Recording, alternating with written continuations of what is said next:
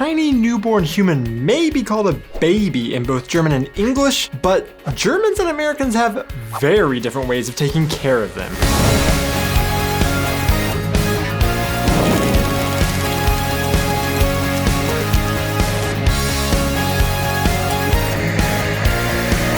Hey guys, and welcome back to our channel. I am Donnie, and along with my wife Aubrey, we are two Americans currently living in Germany with our baby and sharing all of our experiences living and traveling throughout Europe. We have been living in Germany for over 3 years now, and in that time, we have noticed differences in how Germans take care of their babies from a distance, but now that we've had our first little one a little over 2 months ago, we have really started to notice these differences in a much more personal way. From car seats to doctor visits and from baby food to baby clothes. How different do Germans and Americans raise a baby? Well, that's exactly what I'm going to talk about today in our video.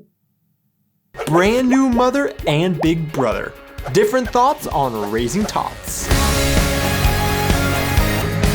In a different video, I talked about the interesting differences in adult clothing sizes and how in the US we shorten the names of sizes to just the first letter of the size, like S for small and M for medium. However, in the US we will still always say the size by the full name when speaking it, and I was shocked to learn that in Germany they use the same letters to represent sizes even though they don't correlate with the German words, but rather than saying small, medium, or large, they literally just call the sizes S, M, or L. So in the US, I would say that I wear a large, but in Germany, I would say that I wear an L. However, with baby clothing, it is a much bigger difference. Overall, in the US, baby clothing sizes are given by age in months or years, whereas in Germany, the sizing goes by length of baby in centimeters. Now, knowing Germans, this makes total sense because it is so much more exact and precise. For me personally, the German system feels a little bit more complicated, but that is only because I am still not super used to centimeters, and we don't measure our baby's height unless we are at his monthly checkups. So when I see a onesie that is listed as, say, 62 in Germany, that means literally nothing to me. And I can't guesstimate accurately how many centimeters long I think that my baby is. Whereas with the American system, it is very simple because most baby clothes come in a month range, like 0 to 3 months. So if I know the age of my baby, I should theoretically be able to easily grab clothes for him that are labeled in that month range for him. However, the big downside, of course, is when babies don't fall in this perfect average size range. For example, our baby at 2 months was already wearing clothes in the 3 to 6 months and 6 to 9 month range, thus making this clothing system basically useless. I can't tell you how many times we have hit on how, generally speaking, Germans seem to be better overall drivers than Americans, and that driving in Germany seems to be a more pleasant and safer experience than driving in the US. A huge, however, was the shock that we get when we see children in car seats sitting in the front seat of a car in Germany, when this is something that we are very not used to seeing in the US. So every state in the US has their own laws pertaining to child safety in a vehicle, so I went ahead and just focused on the state we are from, Oklahoma, and I found that technically neither Oklahoma nor Germany have laws that restrict children from sitting in the front seat depending on age. So truly what we have personally witnessed seems to be more of a cultural difference rather than a legal difference. For Oklahoma, I found multiple sources that give the same guidelines that were laid out on safeconvertiblecarseats.com that says you should have your child in the back seat until at least 13 years of age. And nearly all guidelines were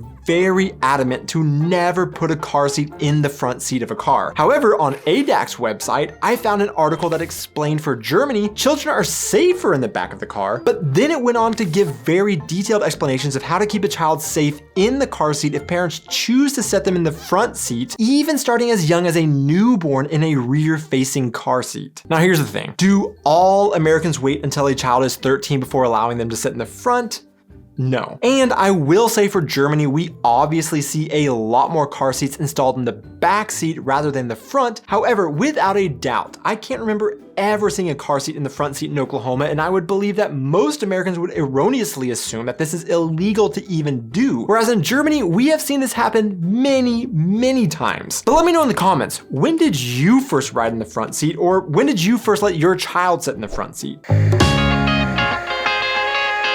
So our baby is not yet to the age where he can eat any solid food, so this next difference isn't something that we have personally experienced yet, but we have noticed it before and it fits the same theme, and that is the difference of kids menus at restaurants in Germany versus in the US. Now this is something that I actually was inspired to talk about after reading about how the French raise their babies using the sponsor of today's video, Blinkist. Did you know that in French restaurants there will rarely ever be a kids menu, unlike in the US where this is very common? I learned this after reading the Blink of Bringing Up Bebe by Pamela Druckerman. Blinkist is a great app that brings you the key messages to thousands of nonfiction books and podcasts to your smartphone, just like this one. Basically, Blinkist takes the most important information from a nonfiction book and then breaks it down into individual blinks so you can gain an idea or understanding of exciting topics and ideas in just 15 minutes. What I loved about Blinkist to read Bringing Up Bebe is that it isn't bullet points, but it actually felt like I was reading the book, just in a much more concise format to get to the meat quickly. Now, if I ever want to dive deeper, I already have an idea of parenting cultural differences and I can easily do that. Blinkist has over 5,000 titles in 27 different categories, including bestsellers, and the blinks can be read or even listened to if you are on the go. We partnered with Blinkist so you can get a 7-day free trial and their annual premium subscription 25% off by using the link in our description below. But it's true, in the US, you go to any restaurant, whether it be Mexican, Italian, or Chinese, and they will almost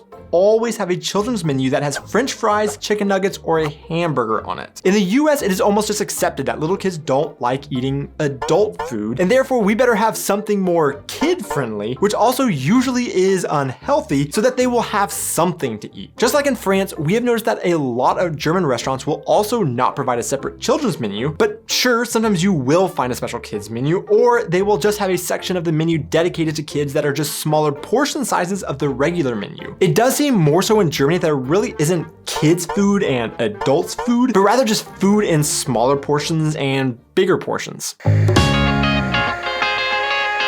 Some of you guys may remember from our video where we talked about the actual birth experience of having a baby in Germany and how we discussed one of the first big shocks that we had being the issue we had with the German government and the name we were trying to give our baby. And well, this was the first of two unique experiences that we've had where we felt the German government was much more involved with a newborn and their family than what you would experience in the US. Immediately after having the baby, one of the first pieces of paperwork they brought to us was paperwork to be sent into the government for approval of the proposed name of the child. And technically, yes, the German government does have a list of approved names they will allow for a child that is also based on gender, but our issue didn't actually fall under this issue. If you didn't see our last video, go check it out, but in the US, it is extremely common for Americans to name their child after a parent or grandparent, and you add a suffix to the end of the name to denote which they are. In this American tradition, we did this, but we were surprised when we found out the German government will not add suffixes to children's names because this isn't a thing done in Germany, at least officially. So our issue is purely bureaucratic and doesn't really fall under this issue, but technically, yes. Again, the German government can say they don't like the name that you are giving your child and force you to change it. Now, this isn't to stop you from naming your child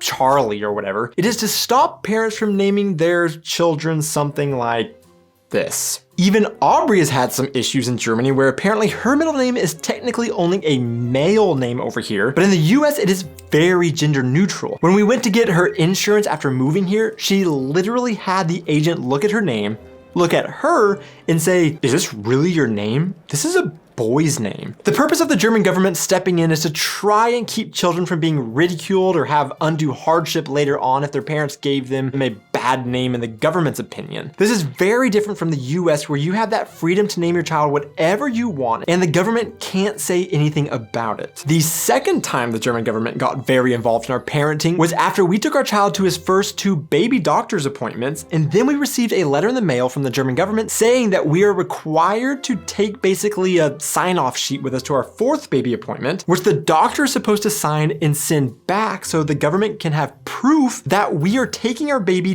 to the required appointments. So to our German viewers, I don't want you to hear me saying these things and think what I'm saying is this big political statement that the German government is too big and too involved in people's lives here. I definitely hear you guys, and I understand that you view it as a good thing that maybe the small minority of ignorant people who have a child and make bad choices for that child has some institution looking out for the best of that child. In both of these cases, I do believe the German government has good intentions here to ensure that all children are being taken care of and looked after, but all I'm saying here is that as an American used to our system, it is a huge difference feeling like I have the government watching over my shoulder and wanting to make decisions for my child as well. That's all I'm trying to say. Speaking of other institutions trying to parent my baby, I do want to comment on something that I would love your experience with, and that is other people trying to parent your baby in public. This definitely is a stereotype in the US as well, but we had heard from other parents over here that with how straightforward Germans are, they think they notice Germans do this a little bit more. The first time that we experienced this was when we took our son out for the very first time to a flea market. He started crying in his pram, so I pulled him out and was going to grab his hat for him to protect his newborn skin from the sun, but nearly the split second I pulled him out, before I had a chance to grab it, I had a lady start yelling across the crowd in German, "Put a hat on him! Put a hat on him!" And then once I put the hat on him, she then started yelling, "That's right! Keep a hat on him!" The second time this already happened, we went to dinner with some of our friends and our baby boy started getting fussy, so I stood up and started to walk around with him to calm him down because we had just fed him and just changed him. So I wanted to just do that first, but an old man at another table looked over and said, "That's because you need to feed and change him. You need to get him some milk and a fresh diaper." Now, of course, we're in Germany, so obviously we don't have great data of what it's like being in the US to compare it to, but with those interactions, we thought maybe it's true. Maybe Germans do get involved with other people's babies more than Americans. However, just last week, we took our baby out to a location that had a lot of other Americans, and our boy started crying, and randomly, an American lady came over to try and comfort our baby, where she tickled his tummy and tried to help Aubrey feed him. It was very uncomfortable. So based on this very short time of experience, two things. One, this seems like it's an American and German problem, and I want to know if you have any experiences with this. So let me know your funniest or weirdest stranger interactions with your baby in the comments below. But two, if you are out and see a baby, ask the parents if they need help, but please don't yell across a crowd at them or stick your nose in their business uninvited. To see who made it this far into the video, the random question of the week is, do you remove the peel of a kiwi or do you eat the peel as well? Thanks so much for watching, guys. Be sure to hit those like and subscribe buttons, and we will see you in our next video. Hello, brown cow. Hello, brown cow. She sells seashells. She sells seashells by the seashore. So when we went to get to... However, in the US,